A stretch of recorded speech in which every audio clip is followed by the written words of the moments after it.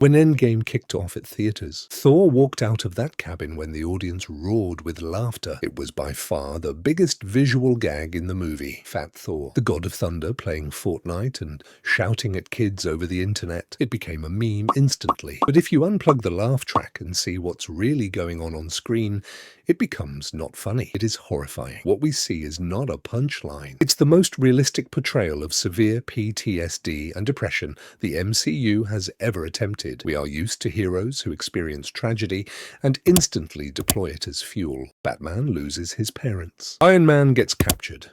It's his day.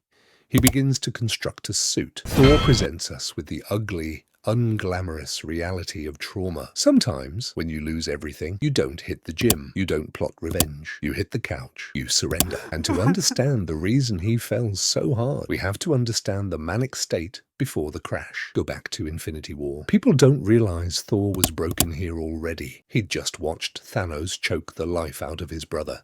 He lost his best friend, his people, his ship. In any real psychological sense, he should be catatonic, but instead, he descends into a form of mania. Listen to him speak to Rocket on the ship. He's smiling. He's joking that he has nothing to lose. This isn't resilience, this is denial. He tells himself he's on a divine mission. He thinks that by just building the biggest weapon, just by killing that bad guy, it will heal all pain. He all-pervadingly puts all of his sorrow into that single goal. Kill Thanos. He sees himself as the protagonist of a revenge story. He believes that the universe owes him a victory because he has suffered so much. At his wit's end, he throws the axe. It hits, but he makes one fatal mistake. You should have gone for the head. For one. Maybe he will. That line isn't just a taunt. To the bottom of the ocean, it is the anchor that pulls Thor. Thor didn't miss. Hearing that Thanos hurt too, he hit him in the chest on purpose. He wanted Thanos to suffer. He needed to stare him in the eye and say, "I told you so." It was an act of ego. Because he wanted that moment of satisfaction, half the universe died. Imagine the weight of that. It's not just that he failed to save them. It's that through his arrogance, they've already fallen apart. So the next time they discover Thanos in the garden 3 weeks later, and Thor goes for the head, inspect his face. There is no music, no triumph. He walks away looking empty. Vengeance, he discovers, is pointless. Even killing Thanos did not bring Loki back. It didn't bring the dead back. He has no mission left. But a soldier without a mission is dangerous too. Fast forward 5 years. This is where audience members get out of it, but it is in fact here that the true psychology first happens. Thor creates a cocoon. He enfolds himself in low-cost dopamine, alcohol, junk food, video games. He isn't doing this because he's lazy. He is doing it to quiet the noise in his head. If he stops drinking, if he takes his hand and puts the controller down, he must remain in the silence. And it is in that silence that he recalls the snap. He is practicing avoidance coping. He literally hides from the world. He delegates Asgard's ruling to Valkyrie because he sincerely believes he is poison to his people.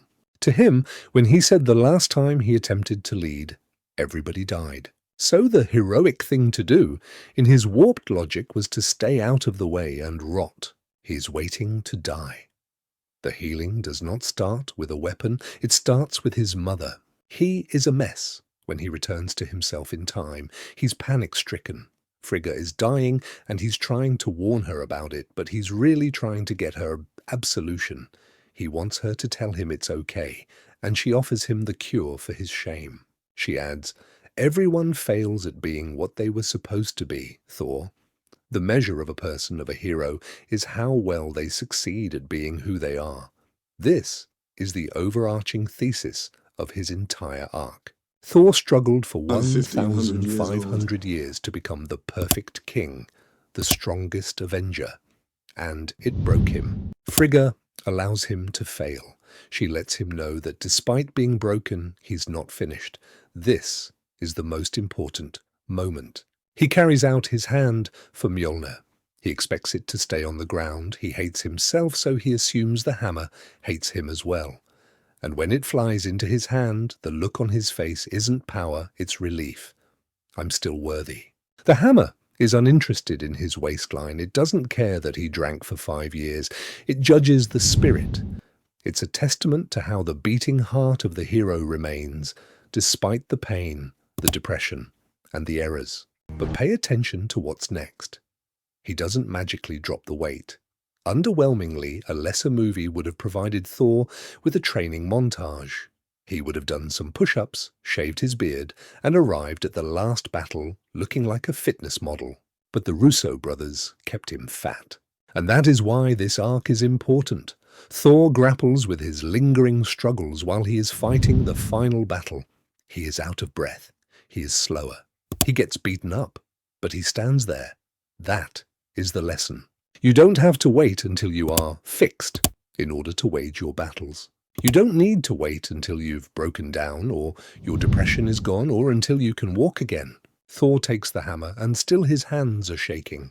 If you are hoping for the ideal moment to start anew, you will wait forever. The victory is not in winning the battle, but in showing up when you feel like you can't, which is perhaps part of the reason we shouldn't have laughed, because that iteration of Thor was the strongest one of the bunch.